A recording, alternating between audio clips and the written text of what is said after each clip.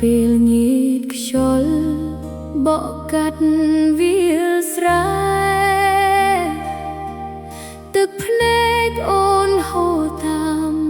ទឹកស្ទឹងសន្យាស្នេហ៍នៅក្រោមដើមត្នោតថ្ងៃនេះនៅសល់តែការឈឺចាប់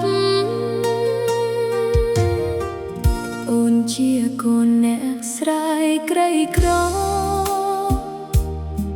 គ្មានប្រពៃសម្បត្តិមាសប្រាក់ដូចគេ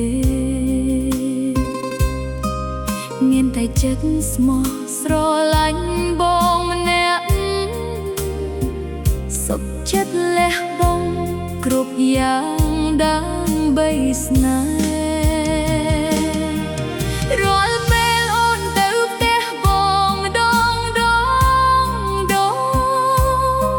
ម្ដាយបងមើលអូនដោយទឹកមុខត្រជាក់គាត់ថាអូនក្រមិនសូវកូនកត់ពាក្យនោះដូចកំបិតចាក់ក្នុងបេះដូងបងឈរស្ងៀមមិនហ៊ាននិយាយ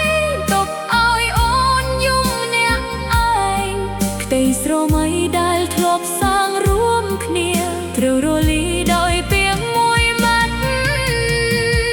ដែលបងមិនចូលចិត្តអូនតួអូនស្រឡាញ់បងអស់ពីចិត្ត